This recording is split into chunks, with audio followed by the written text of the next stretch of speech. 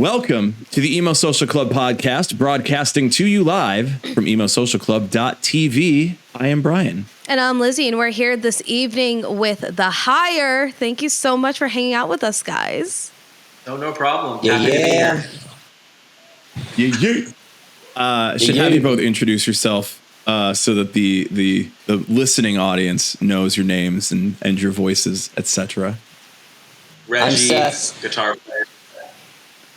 Perfect. That's Reggie. that was definitely perfect. Yeah. There we go. Rehearsed. It's all working out. We've been just kind of chatting behind the scenes a little bit, and I'm like, this is all rehearsal for the actual podcast. So, it's like a band practice that we do before we eventually have to play the show of the podcast. Absolutely. It's good to practice. Yeah. Know what you're gonna do. I personally don't, but I think it's a good idea. Oh my gosh. The Hire, we practice at least once or twice before a show. I mean, when was the first Hire practice to come back as a band again? Ooh, practice? That was for So What Festival. I think that was our first show, like, really back. And it was I would say maybe like 2 weeks before the show or a week before the show. Yeah, it got down to the wire. It's like riding a bike for us. I mean, once you played these songs a couple million times, you just get right back on that bike again. I felt like I was like, oh, do I even remember all the lyrics? And yeah, yeah, I do. They're all still there. Yeah, so if you want to know, into muscle memory. It was in Las Vegas, and it was at a studio called MDV Studios. The very first day, it was just me, drummer, bass player, and Seth. Did you even come for that first day? Since lead singer Seth here, I don't think he graced us with his presence till the second day. Uh-oh. So he wanted to make sure they were ready for me. Mm-hmm. You know what I mean? Because I was so well prepared. Yeah. So then we rehearsed one day, and then we rehearsed another day, and I think like 3 or 4 days later, we went down and played the So What Festival in Dallas. So, yeah. I mean, that's confidence. Yeah, that's knowing your craft. Yeah. Well, I mean, we had 25-minute set, so we really only needed to practice like 7 songs. I mean, one of them is Histrionics. If you're familiar with that song, it's a really easy song. It's literally the hardest person it's on is Seth singing. It's a high register. So, but for the rest of us, that's a really easy song. It's like 1.5 seconds long. And then another one that we did is a song called Pace Yourself, and that's just another very easy song. So yeah, it's basically the same song over again, and in the same key. For our two practices then show after not playing for 12 years. So yeah, we were just that good. Yeah. I honestly once you guys announced the reunion, I put on Fire, which I don't think I've listened to it in a while, but I remember just having the CD, I believe signed. I want to say it was signed from the Epitaph Records tour. Wow, full circle moment. Right. Oh, dude. Were we carrying the silver sharpies? Yep. We were on our game back then. Yep. Man. That was like a teaching moment for me to be a musician, because I'm like, dude, you're real if you have a silver Sharpie, because it writes on everything, because all these emo kids wearing black, carrying black accessories. How are you going to sign with a black permanent marker? It makes no sense. Key. Yep. That's when you're big time, Silver Sharpies are like, these guys have been in the game a while. The second moment we knew we were big time is when we could afford to get a Garmin GPS. Ooh. And we didn't have to print out MapQuest directions. Yeah, we put that Atlas away. Atlas away. Yeah, Atlas, MapQuest. Like, what's an Atlas? Yeah, we got the Garmin GPS, and life changer. Sometimes I think about that. I've seen TikToks before, because sometimes we get a conspiracy TikTok because we share a TikTok account, and then they're like, the world's gonna end. I'm like, okay, let's calm down. They're like, you're gonna need to know how to read a map, and I'm like, how did people do that? You printed MapQuest. It is mind blowing actually now to think back at it. it's one thing about like going from city to city and like following the U.S. map and all that, but once you're in like Chicago, I mean, like take Chicago, you know how those roads and construction and all that stuff has changed. And so it's like literally we're trying to get to a club that's on a street that doesn't exist anymore, and now it's a big construction area, and we just know it's this way, and we got to find side streets to find it. It was definitely a task. You just definitely had to account for an extra hour of searching. Yep, for sure. That is definitely one of those moments when you're like, okay, what was touring like in 06, 07 versus like touring now, when it's just like, who's got an iPhone that can just like pull up Google Maps and get us there? I'm like, geez, we really did a good job just getting to a place where we like have convenience. Yeah, we just had like we just printed out the map quests sometimes, and you know, you just have like the directions. I'm like, I followed this directions exactly, and I was lied to. We ended up out in the middle of a field somewhere. Oh no! That was how I actually we did that for Warped Tour back in those days, and we like the map quest directions led to like some dude's house in a cul-de-sac. And that dude would just stand in the front yard and say, sorry, guys, Warped Tour isn't here. Here's the directions to Tinley Park for Warped Tour. And like he just knew every year when Warped Tour was happening, he's going to have a bunch of kids coming to his house. Maybe all the time. Maybe he just stood out there all the time just guiding concert goers to the venue. That's also a real one, though. Like, because he could have just been like, nah, I'm not doing this anymore. Yeah, he could have just been like, guys, go away. He probably tried that several times, and that just didn't work. And he realized, you know, I better lean into this. I wonder if he ever had snacks there too for the kids. Yeah, I think he had snacks and water bottles. I think he was like that kind of real one. He's like next year I'm gonna be a vending machine. Fuck this, I'm making some money. He's like, I should play the Warped Tour. Yeah. Knew all the bands on it were broke. Yep. And needed to eat. We were talking about how you guys played Tinley Park at Mojo's. I think Tinley Park. It's been gone for a while. Mojo's is Joliet. Joliet. That's right. Yeah, because it's the Joliet. Forge now. Yeah. So it was originally another location, and then they moved to Joliet. I don't know if it was in Joliet already or they moved to Joliet. Whatever. The name Mojo's followed to this place in Joliet. It's okay. It's like a super okay town. There's a prison. Yeah. I don't know. And there's Mojo's a casino right next to it too, so you see a gig and then go to the casino afterwards if you're feeling ready to go. You know, that's how we feel at home. Yeah, yeah, Vegas. It's in our hand. But we were talking about the Epitaph Records tour, and I just want to look. It was like it's like a core memory in my brain, primarily because of the a cappella song that you did.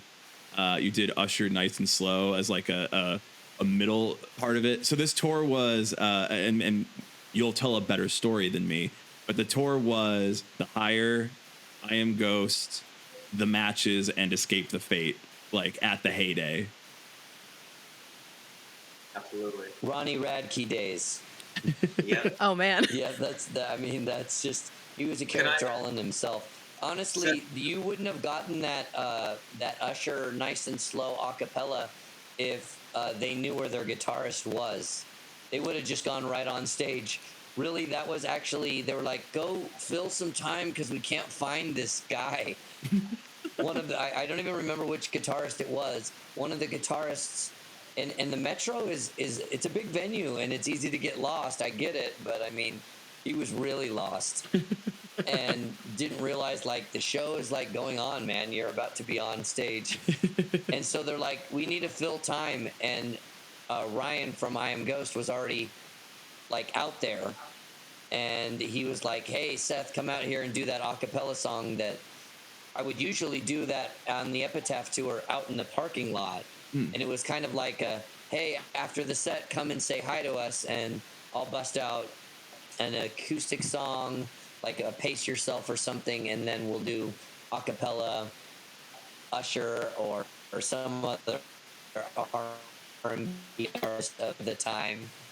And yeah, you got a really good night. I had the actual beatbox with Ryan behind me, and that was he was good.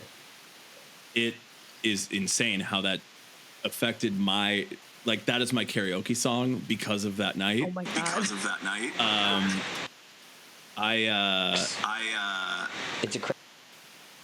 Did you cry? I didn't cry, but I did immediately copy it at college with a buddy of mine who also beatboxed, and I was like, "Hey, we're just gonna do nice and slow. Don't worry about it. Like the guy's not gonna know I did it. He'll never find out." So now that we're sitting here, You'll never believe it. I stole it from this guy. His name is Usher, and he did it, and I was like, "Man, that's really good. I think I'm gonna do that." You're Usher like, what if I Raymond. was Usher actually? USHERAYMOND. And it never leaves your what brain. You want to do with me? See, it just doesn't leave your brain. Another quick little story about that Chicago show.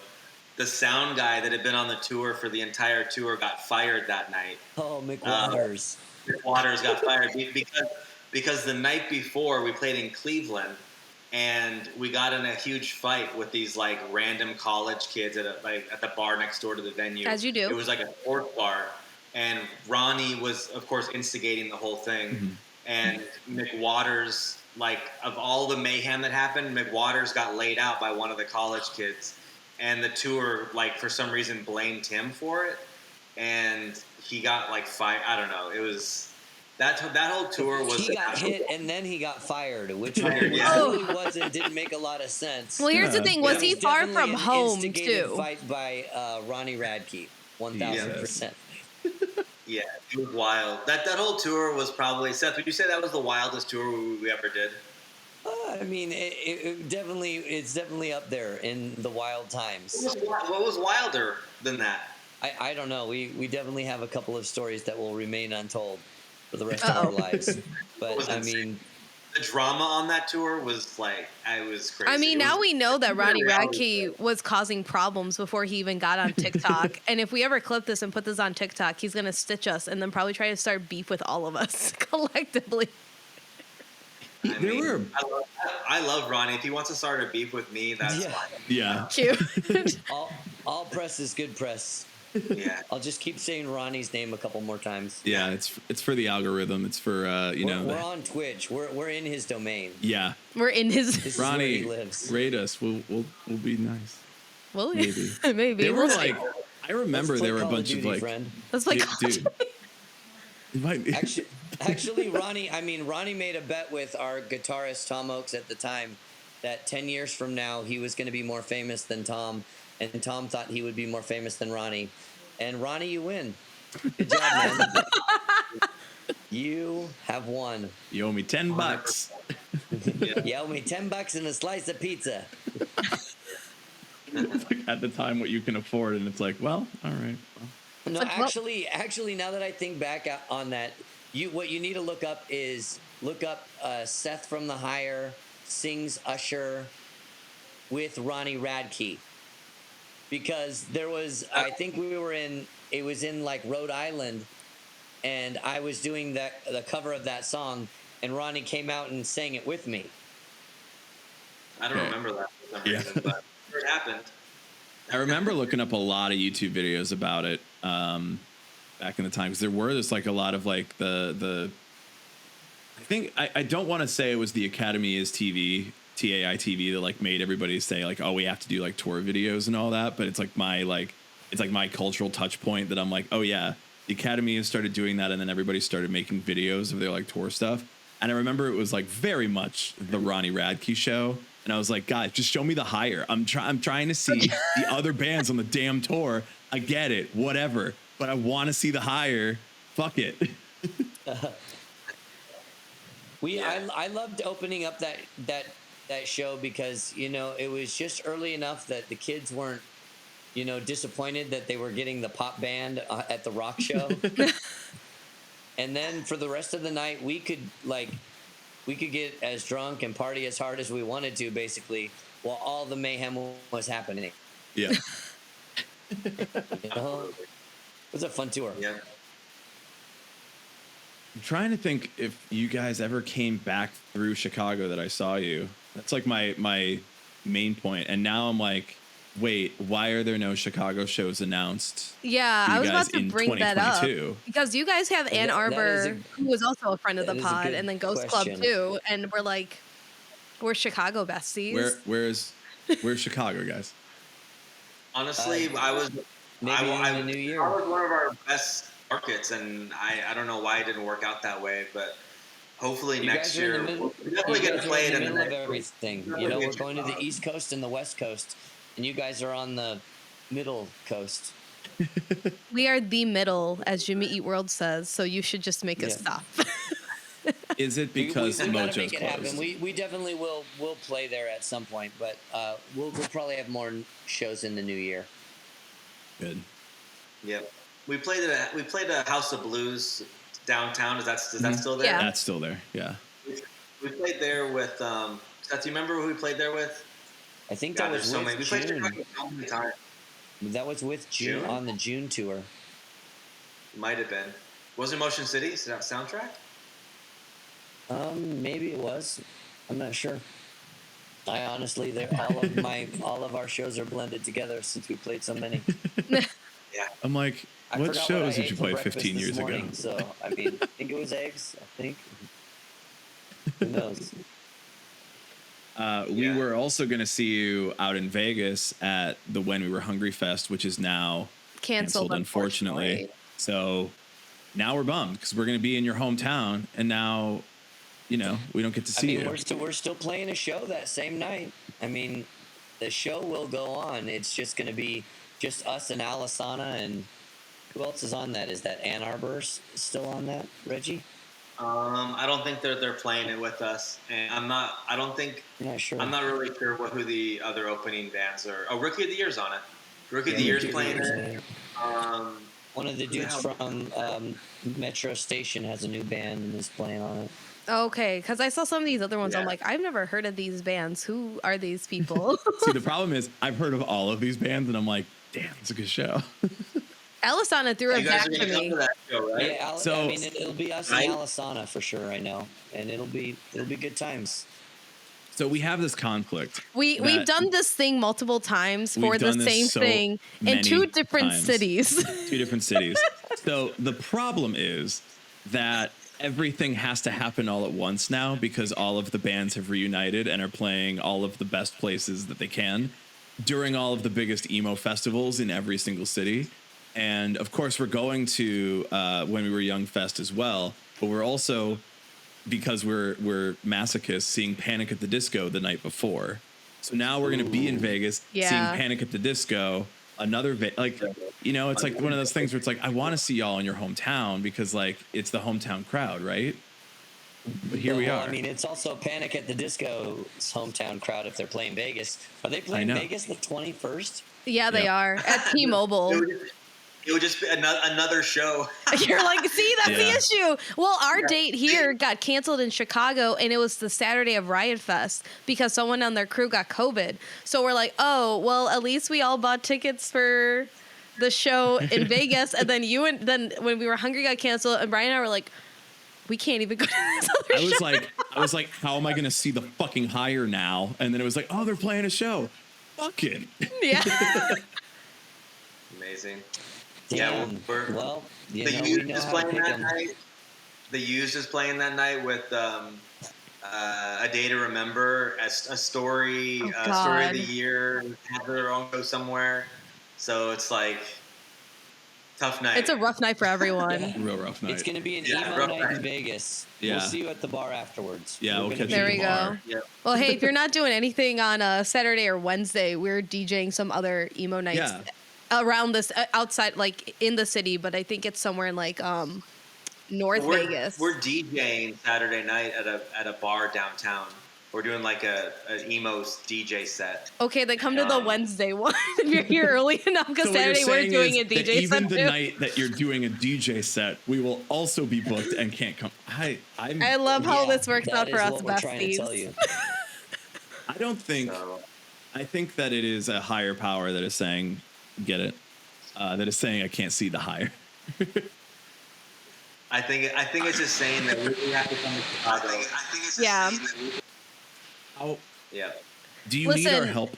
Listen, I will we make it happen. we met Mark at Riot You Fest, send it? so we're chill. We're besties IRL now. Happens. We'll send it over to him. Be like, hey, Yeah. we cannot see this band no matter what we do, even though we will be like down the way from each other. Can you bring it to Chicago? Can you Thank make this happen in Chicago, please? What's a venue that we would like make sense at playing right now? What's Maybe fill Bottom us in on the local Lounge. Chicago scene. Probably Bottom Lounge. Okay. Like that's where. Or maybe Concord, but I feel like Bottom Lounge is more the vibe. Yeah, it's a little bit higher cap, and I think that it's good for like most of the kids to come to. You know, like where can the kids get to real easy? And that's one of the venues that also has a lot more bands like in this scene, and it just kind of makes more sense, I think. Well, hopefully it happens because we'd love to come back to Chicago. I think it's on, according to Spotify, it's our like most listened to market. Oh. And for some reason, again, we're not playing the show there during this little run of shows, but it is what it is. So there were a lot of people from Chicago at Furnace Fest, actually. Mm-hmm. Yeah, we had a lot of the Chicago homies down there, and they're like, "Are you going to be down here?" I'm like, "No." You wish. And now, had we known, I would have made time because, God damn it, it's all just happening. That's where the guys from Shure Microphones too, I think. Yeah, I actually met that guy. I was on a podcast panel with him, and I saw him post about it. I'm like, "You're there?" It's like, "What's up, dude?" I'm like, "Say hey to Smart Punk for me." Holding it down. Furnace Fest looked like a lot of fun. Yeah. From our seats at home. Good times. First Fest was amazing. Yeah, First Fest was awesome. The just like the grounds that it's on, it was really cool. The one stage, it's like inside where like the furnace is sort of, is like it's an awesome place to hold a festival. It's kind of like for a festival too. There's a kind of intimacy to it where you don't feel like really overwhelmed, which I thought was really cool. Even though there's like thousands of people there, there's only 3 stages, so it's kind of like easy to navigate. I thought it was really well done. I thought the staff was really awesome. Like everybody, it's security. It was great. Yeah, I know our friend Mike Zemer from Third String Records put that together, and I was like, wow, that looks great. Because I remember last year when he had put it on, and after he did So What this summer too, I was like, oh wow, this dude's really hustling. And then he like posted the next day, he's like, all right, then I have like these 6 other festivals coming up in like 8 months. And I'm like, yo, bestie, what's going on here? Yeah. Yeah, Zemer's making it happen. I'm stoked about him. He's another guy, grew up here in Vegas too, so we knew that's how we ended up on all those fests. Is Zemer's a fan of the Hire and hooked it up. So Fan. Seriously, Everyone's a fan. You also have a new song record. EP. We should probably talk about the new stuff that we can enjoy from wherever we are. So right now we only have 2 songs from the EP that are out right now. I think the rest of them are coming out this following month. It's a 5-song EP, so the songs you can hear right now is our single Free Ride, and then the title track from the record, which is Elvis in Wonderland. And then we also shot some music videos with our boy Alex Bemis. Came down to Vegas for a little bit and did a little bit of work for us, and we were able to get this guy Bob, who played Elvis for our music video. Love that. And he was a champ. I found him on Craigslist. Oh my god. No, I He was didn't. the Craigslist Elvis, and he made the video. Yeah. He really, he was the man. I posted an ad and I said we needed an Elvis for a music video, and he was the first person that responded out of like 5 or 6, and I don't know, it was just luck really, and I just was like, yeah, come down, we need you to be. It showed up. His outfit was awesome. Like it was pretty incredible. We got really lucky to get Bob. to be Elvis. So Craigslist, it does work sometimes. Yeah, Bob is a star, and he made our music videos awesome. So people can, I think, check those out and stuff on our YouTubes. And yep, a Free Ride was a little bit more of a band interaction where we just were able to kind of have a little bit of a theme and a plot.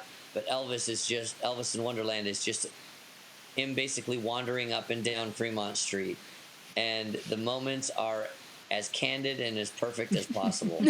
Fremont Street is such a weird, fun place to be. It is if you come visit Las Vegas, the Strip is awesome, but if you want to see real Las Vegas, you have to come to Fremont Street and see downtown Las Vegas. I went there when so my first time ever in Vegas was back in like July, and I saw the Jonas Brothers for their residency. So I was with my brother.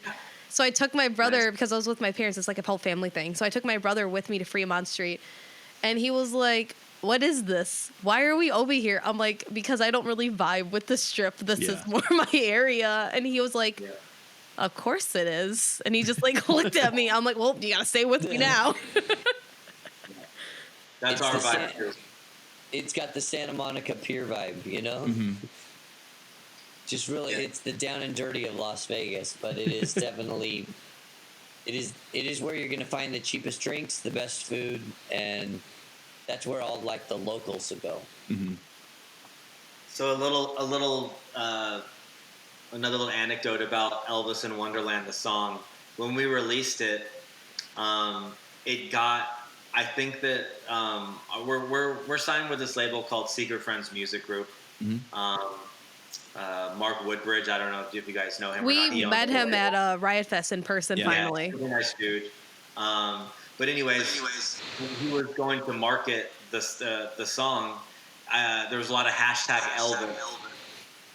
So we got a lot of like Elvis Presley fans commenting on the posts, and they were like furious at us that we used an Elvis impersonator, and they were like, "You're disrespecting Elvis," and all this stuff. And we were just like, "Whoa!" Like it's an impersonator, and that's not our intentions. Weren't to disrespect Elvis Presley or anything like that. We're just trying to. The point of the video was to show you that being an Elvis impersonator can be cool at times for those people, but a lot of times it can be really dark. And that's kind of what the video was about. It has nothing to do with Elvis. It's just about being an Elvis impersonator. So, yeah, kind of like the behind the scenes of Las Vegas, because, everybody you see the Vegas shows and you see those kinds of things, but all those people live here and they do these shows every day in and day out. And that is the Vegas life for real. Yep. So but odd. Yeah, we got a lot of like really crazy Elvis Presley fans, wanting to. I mean, I don't know. It was really bizarre to us.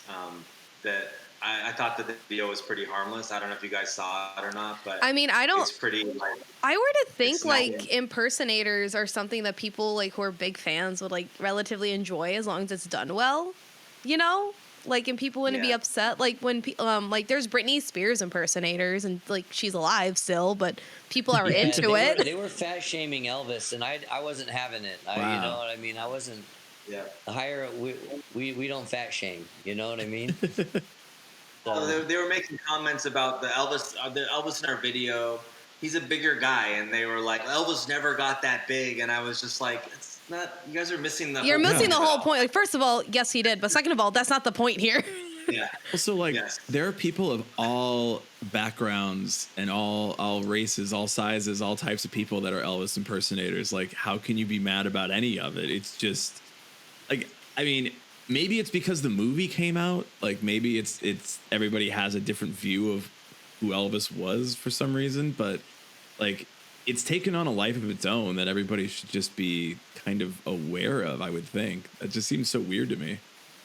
Yeah. No disrespect to the king. Yeah. No, we were just like really surprised by that type of response, and that we somehow got on some sort of Elvis algorithm where a bunch of Elvis fans saw the video and heard the song and like were, I guess, I mean, but again, this is back to the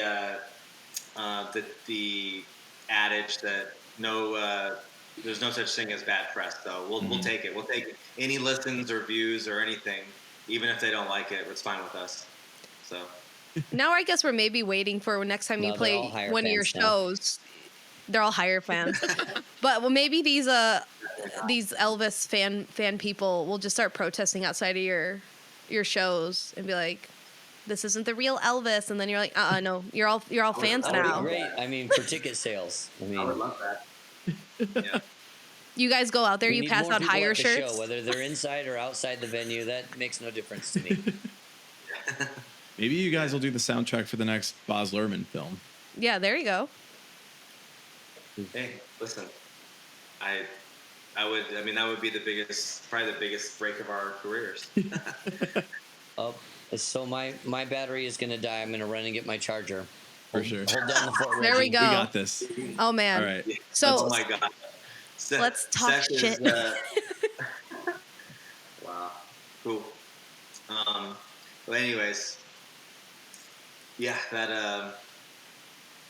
I still can't believe that was happening. And our Mark that I was referencing, he was freaking out about it, and he was going through like trying to delete messages or comments as they were coming in, and trying to and we were just like, dude, don't worry about it. Like it's It just happens. kind of amusing. So yeah.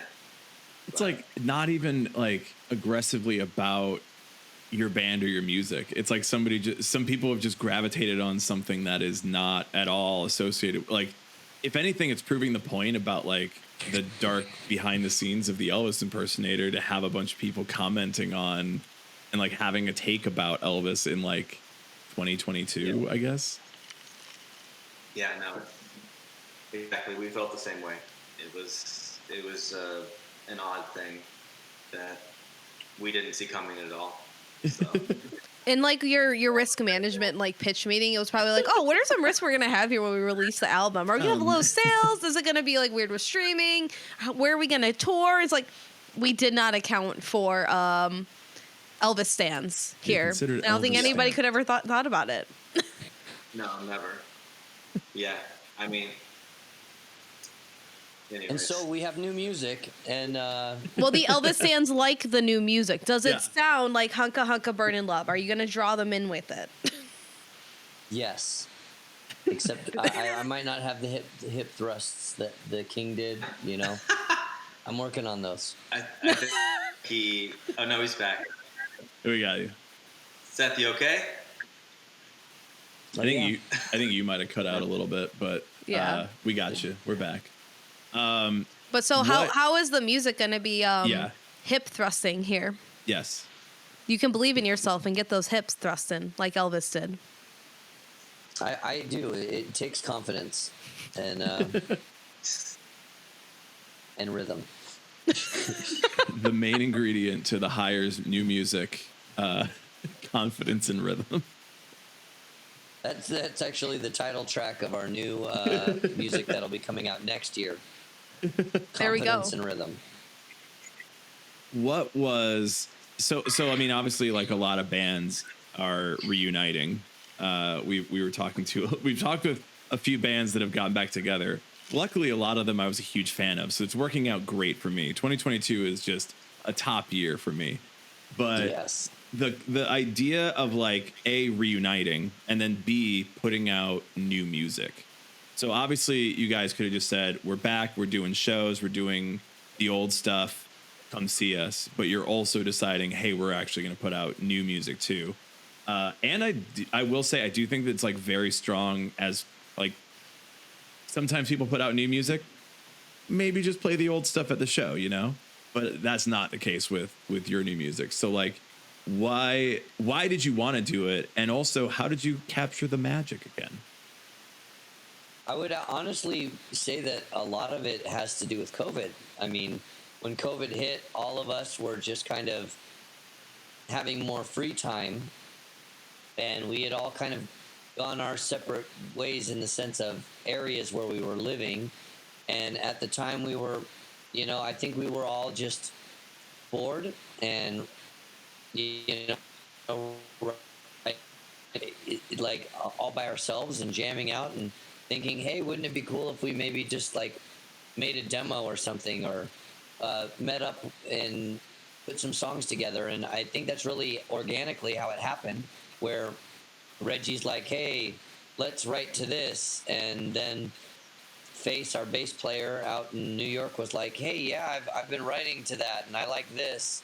And it just stemmed into, hey, why don't we all just meet in California and put some of this stuff to the test. And that's kind of how it all organically happened. We got out there and just were putting demos together, just having, I would say, fun at that time. I mean, at that point, I don't even think I really considered playing shows. I think we were just all like, let's see what these songs sound like. And then once they started sounding good, and we were like, oh, wow, yeah, we still know how to do this. And we still have this same higher vibe, but, the new stuff is sounding just like a little bit more mature. Basically what the band would have sounded like if we were making music still today. And once it sounded so good that we were like, all right, let's get a producer and really record this. We got it in Mike Pepe's hands, who is a really talented producer. And these songs took on a new life. I mean, each song, when you hear this EP, you're going to be like, all 5 of these songs sound different, almost as if they're different genres, but yet like the Higher. And if you are a fan of On Fire or anything of the Higher, you will definitely hear that in these new songs, where I'm like, oh wow, this sounds like the Higher, but just sounds like what we would have progressively gotten to at this point. And then I think once me and Reggie, realized, hey, I think we have enough time to play some shows or do some things, we kind of opened up our eyes to it. And now people are asking us to play more shows than we even can say yes to. You know what I mean? Which is a good problem to have, It's me. I'm asking you to play It's literally Brian and I, because we can't go to any of your shows right now. Over and over. Yeah. And I was like, this guy's not going to stop writing us unless we... I'm just glad you got my letters, and I finally got a response, so I feel good about it. And now he's reaching into the DMs just to remind you after the fact now. So be ready. That's right. Like, yo, when are you guys coming to Chicago? Slide in the DMs on us there. I like it. There. This is a solid move. Don't air my DMs on the internet, please. Air 'em, do it. In all seriousness, though, that's a lot of the shows that we've gotten is because the promoters reached out to us on Instagram and been like, "Hey, we want to." Like, we almost played Salt Lake in November, and a promoter DM'd us and was like, "Hey, I want to book you guys in Salt Lake," and then we passed it along to the person who books our shows, and it almost happened. And so yeah, George is having a baby. Our drummer George is having a baby. Couldn't do it. Oh no! It's very fair. Bring the Couldn't baby make it to the happen. show. Just be like, here Salt you Lake go. City. We'll let the baby have a month or 2 with his dad, and then we'll take him away again. So Yeah. How much? Okay, I don't have kids, so this is all in jest here, because obviously I understand it, but also what's more important, like the kid or the way that I'm going to react at the show? Come on. I mean, absolutely, they're about the same. You know? Oranges. I actually just had a little baby boy this year. Yeah, we Oh, saw. congrats! Yeah. Yep. Party time excellence. So So now, are you bringing him to the Higher shows? Put the little baby headphones on. Absolutely not. I'm going to protect his ears at all costs. He's already got to deal with me singing to him straight to the face. Straight to the face. You're just holding him, and he's like, "Oh my God, stop this!" He's like, "Stop practicing on me, Dad." I didn't ask to be born like this. It's more I thought you were gonna say I'm not bringing him to the shows. He's not a fan. He's not a fan. Yeah, he's heard me at my best, and if it was a Panic at the Disco show, he'd be there. Mm-hmm. So yeah, there you go. He's like, that's my Vegas band, them and the Killers. I'll see at those shows.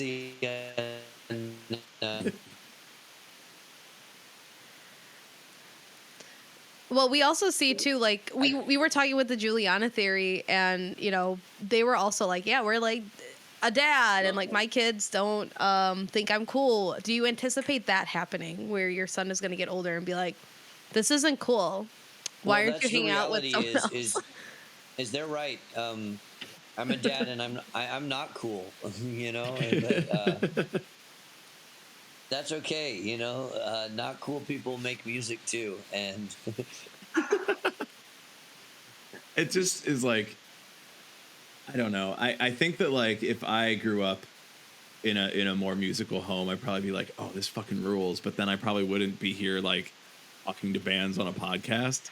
So I'm also like, man, it's a good thing that like I am doing exactly the opposite of how I grew up. But I also am like, if I have a kid and I'm like, here's good music, here's what music you should like, they're immediately gonna hate it and just like something else. And I just imagine that's how everyone. Are you gonna bring the kid on the podcast? You'll just have him in the background Yeah. back there. You'll just I think Just prop have him him in a up over rocking there. chair. You just be swinging back and forth. he needs to answer for his question. He needs to answer for himself. Get He him needs on the a name. record. He needs to know 3 songs minimum Yeah. of every The little band. headphones. Yeah. I saw there were so many babies at Furnace Fest. I was missing my baby when we were there. But Aw. all these babies with their little headphones and their, that protecting their ears from the metal that was ensuing that day. There are going to be some really metal babies in Birmingham, Alabama. Those babies Yeah. are 10 times more hardcore than we will all be collectively right after that, honestly. Yeah, they're There going was to a be dad. ready for the pit earlier. There was a dad that had during In Flames set. There was a dad that had, the girl had to have been like 6 or 7 years old, and he had her in the pit, like, and they were like kind of running around it, and like, but everybody was like really cautious to like make sure that she was like having fun running around, and it was kind of cute, but I was They had scared like for a barricade around her. Yeah. Oh, that's cute. But, yeah, it was Kind of cute. badass. Yeah, that's hardcore. I've seen a lot of TikToks lately of people like bringing their kids to like metal or hardcore shows. And like Yeah. I've seen ones where they just put them in like a pit that's like not in the pit, but it's a few rows back. And people will make this mini pit so the kid can like, knock them Oh, down. amazing. So they'll go Yeah. up and just like shove somebody softly and they're like, Mm-hmm. oh man, you got me. And I'm like, that is so cute. Yes, they're raising their kids right. Yeah. See, that's how you make a kid grow up and like the music, is you integrate them into the scene and you bring them into it so that they are like, oh, it is cool, and it's not lame that like, my dad does this, or oh, this is the music that my parents listen to. I'm not listening to that shit. For sure. Well, I do the cover band thing here in Vegas, and I've been doing that for the last couple of years too. And I'll bring my girlfriend. She has 2 little girls that are 4 and 6, and they come out and they'll rock out. And it's so funny to see the styles of music that they like in comparison. You know what I mean? Because it's never what you expect them to like. My girls, they like mostly the rock songs. Oh, there you go. When you said the Killers, they're big fans of the Killers too. Good taste. I do love the Killers. Did you So guys is like Casey Musgraves? Also good taste. Did you guys like Riot Fest? Yeah, Yeah. we go every year. We were able to get a press this year though for the podcast for the first time, so that was a really cool experience. Yeah. Nice. Well, what was the highlight for like music, like set wise? I mean, Mike Hem headlined on Friday, so it's hard to have any complaints about that. Yeah. And this is also probably a question for you guys, but like having like Mike Hem, a band that hasn't been around in 10 whatever years, having like 15-year-olds, 16-year-olds that are super into it now, and I'm like, how? I was like 18 when I got into them, when like the first record came out. I'm 100 years old. But it's like, how are these like new kids learning this music and knowing every word? And I'm just like kind of blown away that a band that like went away and then came back has this like new audience that is there. I mean, that was very like, okay, these kids like get away from me. Like, I don't want to watch my favorite band, with all these With the kids around. kids. Yeah. But them and Youngblood. Youngblood was like a surprise thing for me. I was like, I didn't think I was gonna like it as much as I did, and he like really put on a good show. Yeah, Nice. I really liked Anne Berlin. I hadn't seen them since they did a Q101 show years ago, and I was like the only one of like 5 people like really stoked for them because I forgot who they were opening up for Rise Against, I think. And I was like, wow, this is a great lineup for me personally, but apparently not for everybody else. So I'm having a great time here. So I was able to finally see them after all these years. And then we were interviewing Foxy Shazam, and then Steven actually crashed our interview. So Brian's freaking out because he loves Foxy Shazam. And then Steven comes in and crashes, and I'm freaking out. I'm like, sir? Yeah. We made this podcast for the sole experience of just talking to all of our favorite bands. So this is, it's working out Great really idea. well. Yeah. It's a great idea. I love it. Yeah. Did It is a great, flawless idea. Did Armor for Sleep play Riot Fest? No, They did not. we had talked to Ben, and he was like, I don't know why we're not there. And we're like, honestly, bestie, same, because you have no Chicago dates again. Yeah. I don't know what is. I listened to the Ben interview that you guys did, and yeah, we've never toured with Armor for Sleep, but we know Ben like just Seth. You know him pretty well, don't you? Yeah, I mean, just growing up throughout the years, we would just always be everywhere together. And so, yeah, Ben's a good guy. And we never got the chance to play with them, but when they started booking shows, I talked to him. I was like, yeah, man, if our paths ever cross, that would be great to finally play a show with you guys. So...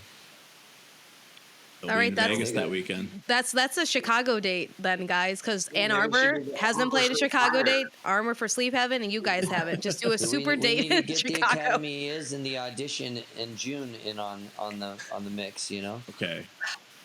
Yes. It's a mega day fest. 100% you do. The audition are they? They're not together, are they? They did I know Riot Fest a Danny's few years making ago. some new music. Yeah. Really? Okay. Cool. I think Nice, they I I think they're on that reunion or that like every so often they'll play a show as the audition. I remember they played Riot Fest here. All the Chicago bands eventually reunite and just do Riot Fest at a random moment Correct. in the years. So it works out for us if you're from Chicago, but it doesn't work out so much if you're, a Vegas band. Yeah. Have you guys seen that like younger generation like, oh, we've been listening to The Higher for a few years and I wish that you guys came back, and now you're back, and so there's like a bunch of 15-year-old or high school kids that are like, oh my god, I can't believe this band is back. We've seen a lot less of that and more of these 30 to 35-year-olds that are like, yeah, I loved your band back in the day. It's exactly Brian. Yeah. I would say we've seen a plethora of that. You know what I mean? I would say that, we just, we have had a lot of newer fans, and that has been really exciting, but the newer fans have to be shown our band somehow, some way, and it takes an older person usually to say, hey, I used to listen to this band. They sound like these bands that you already love, and usually works out in our favor, after they get a chance to either see us live or somebody plays them histrionics or insurance or something. Mm-hmm. I know for a fact, I'm faculty advisor of a college radio station, so I have a lot of like college age kids, and I'm trying to like show them more music that we need to upload and everything. One of them was doing press also at Riot Fest, and Taking Back Sunday was playing behind us. And this like made me like crumble because I'm like, these songs, like you play them, like I know you know them. And they're like, who's this? And we're like, oh, it's Taking Back Sunday. They're like, I've never heard of them. That's an older band. Like, I think I'm too young for Taking Back Sunday, and she's 21, mind you, like not that young.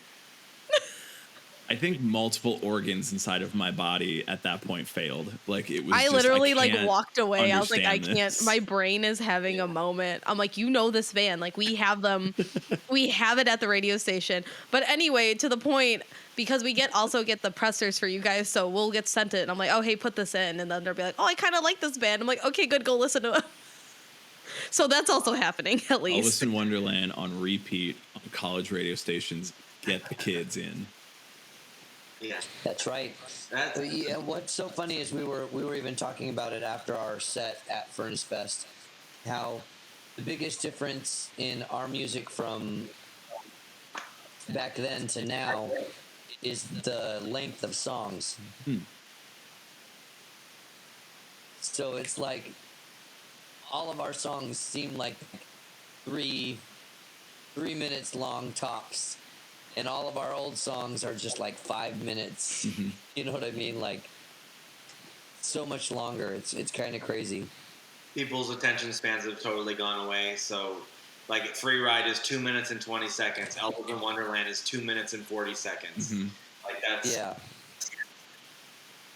Having a physical CD, putting it in, listening to everything, versus like, it's on Spotify, I'll just play it, you know? Yep. Well, that's when we all know the kids won't know the poison of buying a band CD and hoping there's more than 2 or 3 good songs on there. So that you're like, or actually buying an album and listening to it all the way, pulling out the CD and the lyrics and like actually engulfing the music. Where now it's like they're gonna stream it for a couple seconds, and if it doesn't catch their ear in those couple seconds, on to the next. The other way was going on LimeWire and then hoping that the virus you gave the computer was worth it. Yes. This Creed song doesn't ruin my life. There was another one that was like something Bear, right? Bear Share? Bear Share. Yeah. Kazaa. Pirate Bay. Kazaa, yeah. Kazaa was a good one. Great. Napster. I'm old enough. I used Napster. Yep. Oh yeah. Absolutely. See, I had to do research on Napster because I had to teach it, and I was like, I don't know anything about this. I never used this. Boy. Then I was like, oh my god, this is insane. Lizzie's too young for Napster. It's blowing my mind. I remember when I first like downloaded it and I just like downloaded a song. I felt like I was like, oh my god, like it felt wrong at the time. I remember feeling like this is like kind of amazing, but it feels like I should get in trouble for doing this. The beginning of the end. Yeah. Yeah. It's like you wouldn't download a car, and then nowadays we're like, actually, we might. Dude, And I we download could. the shit out of a car if I could. Yeah. I downloaded 100 cars. Carvana. You can literally buy a car on an app now. It's wild. Okay, we can't here in Illinois because they had a whole thing. We can't do it here anymore. There's But no we have Carvana? they No. had a whole thing where it was like a scam online, and people. It was like a whole bunch of like stuff that went down. But we have a Carvana headquarters here, and you could see it from the expressway. They still have the cars in like this huge tower, but they can't sell them in Illinois anymore. And I think it's kind of ironic. That is ironic, and that's pretty interesting. It's crazy. We can't all be Vegas. Where There's a things work. huge one of those tower car things, like right on the other side of the strip. It's a gigantic tower of cars. And yeah. Now here's the thing: is it like if I win enough at the casino, could I go there and be like, "Can I trade?" Like you put it in as like a swapsies. They have a whole deal with the strip. You got to go to the pawn shop first, and then you get the money, and then you can go to the casino. Oh, you mean the Pawn Stars pawn shop? No, don't go there. That's like not even like a real pawn shop anymore. It's like, Just upsetting. a studio now. I did go there at one point, and I'm Just like, to see. I don't even watch the show. I just wanted to see, and I'm like, it's nothing great. yeah, definitely. I am. I'm secretly a huge fan of Vegas because I was always like going there as a kid. But then I'm like, I don't really like gambling. I just like drinking and people watching, and it's still great for that. Oh, it's amazing. Perfect for that. Yeah. I'm like, I'll just sit there and pretend to put a nickel in until the server comes by and go, oh, I'd love a gin and tonic. And then No, you just do the penny slots because I did that and I won like $40 and it was fine. ridiculous. And then some random drunk man gave my brother $100, and then my brother won $150, and then dipped because the dude was so drunk, and he was like, "I'm gonna go back to the hotel room." I'm like, all right, cool. So that can also happen. Definitely, easily. Easily A on lot a of Tuesday. crazy- On a Tuesday. I am very excited to get thousands of emo kids to Vegas for 1 week and just see how Chaotic it is. but like also not chaotic, because I'm like, these are a bunch of old emos and then a bunch of like 15, 16-year-olds who are not going to be on the casino floors, obviously. So it's like, what is it going to look like when emos descend upon Vegas and then go, all right, we're leaving. Bye. There's going to be a lot of black and a lot of people that regret wearing that black. Yeah. I hope there's I hope to see a lot of people kind of really like just going headfirst into like the nostalgia, and I hope to see a lot of like hair over, you know what I mean? Even if they don't do their hair like that anymore, I want to see all of that. The clip-in extensions, throw them in. Yeah. Wear a wig. I hope that people really just go for it, and it's like kind of like that type of vibe where it's like almost like it's so close to Halloween that it almost feels like a costume party. Yeah. Like Yeah, there you go. Just go the full thing. Yeah. Just, I'm in a when we were young Facebook group. I'm like, oh my God, your that swoop is is going from the underside of your face, so it's just your eyes instead of the other side where you can't see it. Good. He looks like the girl from The Ring. That's what he looks like. Oh my God. Hell yeah. Yeah. Right now he does. He looks like the girl from The Ring. He's going to come out of the TV and fucking kill you guys. Whoa. Yeah, I'm sorry. I don't know if I can cuss on this show. No, you can. Oh, you can cuss. Yeah. Oh, you can. You can Just bring don't up smoke anything. Yeah. Yeah. You can bring up Because horror movies. God forbid. You just can't call anyone a simp either. Otherwise, God forbid, Twitch is going to be like, Lizzie, You they're can drink, but no smoking. Lizzie, I've received the ban email. oh my God, I cannot believe. We got a couple minutes left, and then we'll take some questions from our friends over on Twitch. But before we wrap up the recording, let's make sure we promote this show that is happening in Vegas for all the kids that are going to be in town, because most people are flying in Thursday, so they can make the show. They can come and see the Hire and Alisana and they mostly the Hire. Cowards. So let's shout out that show. $25. It's the cheapest show in town. Let's shout that out. Let's shout out the new EP, which is coming out soon. Is there a date on it yet? Is it? Yep, Seth knows. Seth, go ahead. Do I know? I don't know. It is October 14th. October 14th, Seth. Come on. Listen, come on, guys. Like, listen, you can listen to it on the plane to Vegas, and everyone's ready. That's your record. Yourself Getting it in the mind. Acoustic set outside. Yeah. We should do that. We should just like we were set young. up outside and play histrionics for like an hour. For you guys in the parking lot. Do it on Sunday, because Saturday we have to go DJ. No. You do too. No, do it on both days. Just do it every day. Do it both. Listen, just do it every day. come early to the Wednesday DJ night we're doing, and then play it outside of it, and then maybe just come inside to play it. Just come and hang out We're with fine us. then. Yeah, if you put histrionics on, I'll sing along with it. Oh. There we go. I'll play histrionics. For your DJs.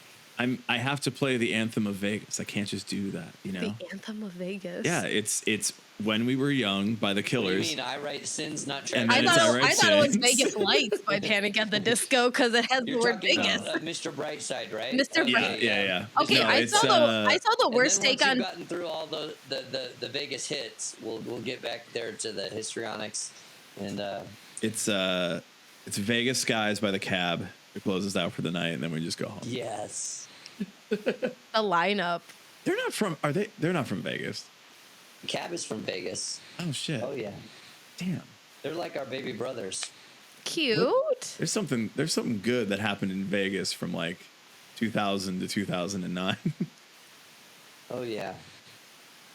Well, we lost Reggie. Reggie keeps trying to pop back in, so we'll probably. Yeah, he'll come back. Mr. Boo. Yeah, but we'll give it a second here, and then we'll do like our little like. Oh, thanks. We're gonna go. That's how I. Not at all how I say No, it. it's usually not, but sometimes it could be. I do weird voices. That was very Ted Lasso of you. Thank you. I He haven't usually watched the does show, Kermit, but so we're switching it up. I was at my own band practice yesterday because I also have a cover band, an emo cover band of varying qualities, and I was like randomly doing like a Japanese dub voice or sub voice, and I'm like, I'm like, what is? Why are you doing this? I don't know. I was like, just play Miss Murder by AFI. Let's move on. Yes. Is that the kind of music your cover band does? We're an emo cover band. Yeah.